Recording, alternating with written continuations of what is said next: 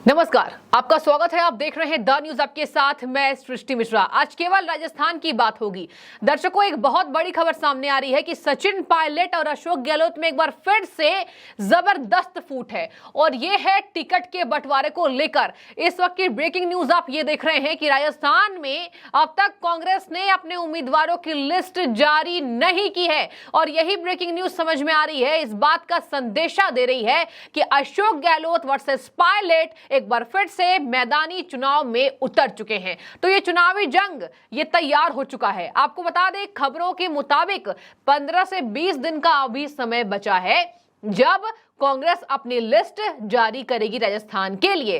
अब आखिर क्यों प्रधानमंत्री चित्तौड़गढ़ गए और वहां पर चुनावी शंखनाद उन्होंने ये कहा बजाते हुए कि इस बार अशोक गहलोत जी ने हार स्वीकार कर ली। देखिए, पूरी बातों को समझिए, मैं आपको पूरा विस्तार देती हूं कि आखिर क्यों प्रधानमंत्री ने कौन सी योजनाओं के विफल होने के कारण राजस्थान के कांग्रेस सरकार पर यह निशाना साधा है। सबसे पहले बात करूंगी मैं यहां सीटों के बंटवारे को लेकर। देखिए, अभी मैंने आपको पहले बताया कि 15 से 20 दिन का समय है। अभी राजस्थान में पहली लिस्ट कांग्रेस की जारी की जाएगी। इस बीच आला कमान से बड़े पद न मिलने के बावजूद सचिन पायलट कांग्रेस के लिए पूरे तरीके से यहां पर निष्पक्ष दिखाई दे रहे हैं। देखिए, पहले भी ये था, अब जनता सोच रही थी क्या सचिन पायलट छोड़ देंगे पार्टी, तो नहीं, कांग्रेस के बड़े वफादार निकले सचिन पायलट कह रहे हैं कि किसी भी तरीके से हम कांग्रेस पार्टी को वापस सत्ता में रिपीट कराएंगे। हालांकि कौन सी बातों पर बीजेपी ये दमखम भर रही है कि इस बार तो राजस्थान से कांग्रेस का सुपड़ा साफ होगा। सबसे पहले मैं आपको बता दूं, सचिन पायलट ने इनडायरेक्टली मुख्यमंत्री अशोक गहलोत पर दादागिरी करने का आरोप लगाया है। वो कैसे, जरा सुनिए। सचिन पायलट ने कहा, इस बार सीटों का बंटवारा और टिकट मेरे तेरे आधार पर नहीं होगा। ये मेरे तेरे बोलकर उन्होंने क्या इशारा दिया? देखिए, यहां पर मेरे तेरे आधार पर मतलब मेरे पसंद से इस बार उम्मीदवारों को नहीं उतारा जाएगा या फिर लिस्ट जारी नहीं की जाएगी।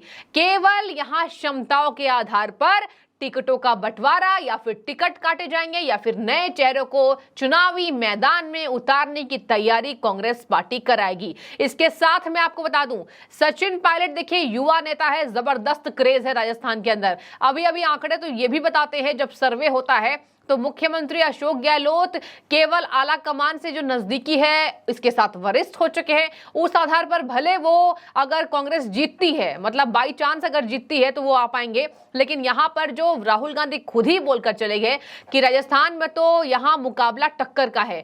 आखिर क्यों राजस्थान के लिए पहले से ही हार मान ली नेताओं ने? दो बयान मैं आपको याद दिलाऊंगी, अशोक गहलोत का और राहुल गांधी का। सबसे पहले 3 दिन पहले राहुल गांधी ने मध्य प्रदेश, छत्तीसगढ़, तेलंगाना और राजस्थान को लेकर एक बात कही थी। उसमें उन्होंने बड़े आसानी से यह बोल दिया कि राजस्थान में इस बार चुनाव का मुकाबला काफी जोरदार होने वाला है, मतलब कुछ कहा नहीं जा सकता। अब कांग्रेस सांसद का यह कहना, ये इशारा देती है कि कहीं ना कहीं राजस्थान में राहुल गांधी जैसे दिग्गज नेताओं ने कांग्रेस की हार मान ली है। इसके साथ मैं आपको बता दूं, अशोक गहलोत ने आखिर क्यों ये बात कह दी? अशोक गहलोत ने क्या कहा था? अशोक गहलोत ने साफ तौर पर कहा था कि इस बार अगर कांग्रेस की सत्ता नहीं रहती है तो मैं चाहूंगा मेरी योजनाओं को बीजेपी बंद ना करे, चाहे कोई भी पार्टी हो। अब इसी बात को पकड़कर प्रधानमंत्री को आप सभी जानते हैं किस तरीके से वो राजनीति में अव्वल दर्जे के हैं।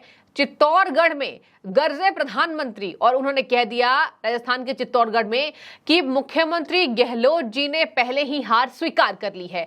इस तरीके से क्योंकि उन्होंने कह दिया कि योजनाओं को आप बंद मत कीजिएगा, मतलब अगर हमारी सत्ता रिपीट नहीं हुई तो। और एक सचिन पायलट ने बहुत बड़ा बयान दे दिया है कि अगर इस बार हम में अंतरकलह होता है तो हम भाजपा को चुनौती नहीं दे पाएंगे। राजस्थान में अगर सरकार हमारी नहीं बनी, यानी कि विधानसभा चुनाव जिसमें केवल 2 महीने शेष हैं, इस साल के अंत में उनका रिजल्ट आ चुका होगा विधानसभा चुनाव का, उसके बाद 24 का ठीक लोकसभा चुनाव बिल्कुल सर पर है।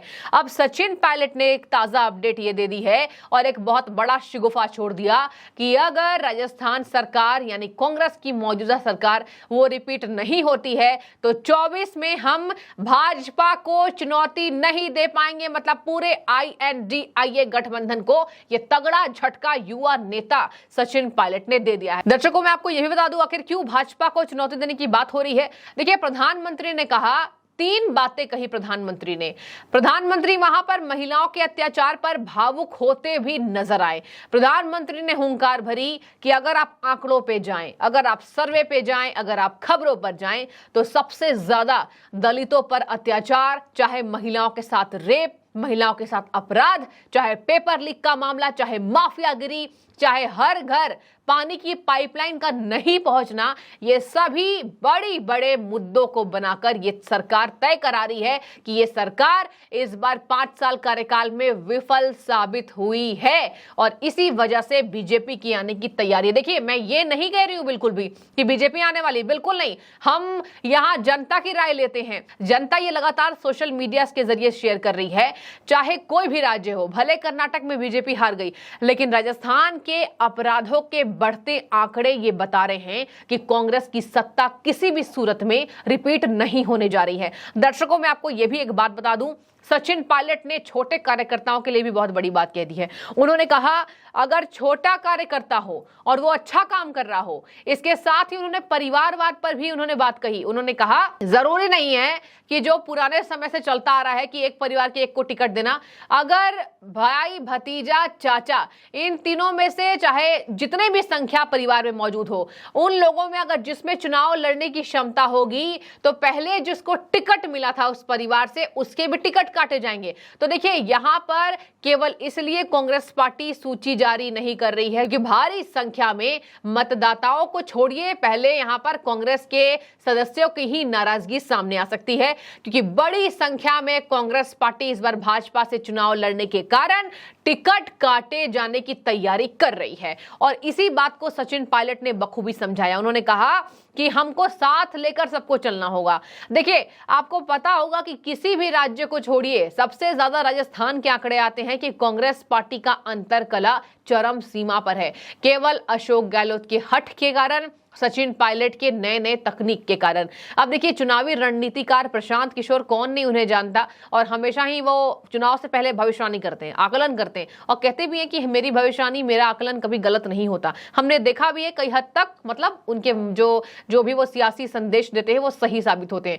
उन्होंने तक कह दिया है कि इस बार गहलोत का आना मुश्किल भरा है, केवल इसलिए क्योंकि राज्य में अंतरकलह के कारण कांग्रेस पार्टी ने योजनाओं का क्रियान्वयन सही तरीके से नहीं किया है। आगे मैं आपको बता दूं, यहां पर कहा जा रहा है सचिन पायलट के द्वारा कि अगर अंतरकलह से हम सुलझ पाएंगे, कांग्रेस पार्टी अगर अंतरकलह से सुलझ पाएगी तो कांग्रेस का परिवार संपन्न होगा और दोबारा सरकार जरूर बनेगी। आपको मैं ये भी बता दूं, यहां कहा जा रहा है, कांग्रेस नेता सचिन पायलट ने भाजपा पर ही निशाना साधा और कहा कि भाजपा केंद्र में असफल रही है, लेकिन अगर हमने राजस्थान में हार स्वीकार कर ली केवल अंतरकलह के कारण, तो कहीं ना कहीं इस बार यहां पर कहा जा रहा है कि 24 में बीजेपी किसी भी सूरत में चुनाव जीतेगी और यही डर कांग्रेस पार्टी को सता रहा है। देखिए क्या कहा यहां पर सचिन पायलट ने कह दिया, छोटा कार्यकर्ता हो या बड़ा कार्यकर्ता, हम सबको लेकर साथ चलने की जरूरत है। वो चाहे छोटा कार्यकर्ता हो या देश प्रदेश का बड़ा नेता हो, हम सबको साथ लेकर चलेंगे, तभी कांग्रेस पार्टी मजबूत होगी।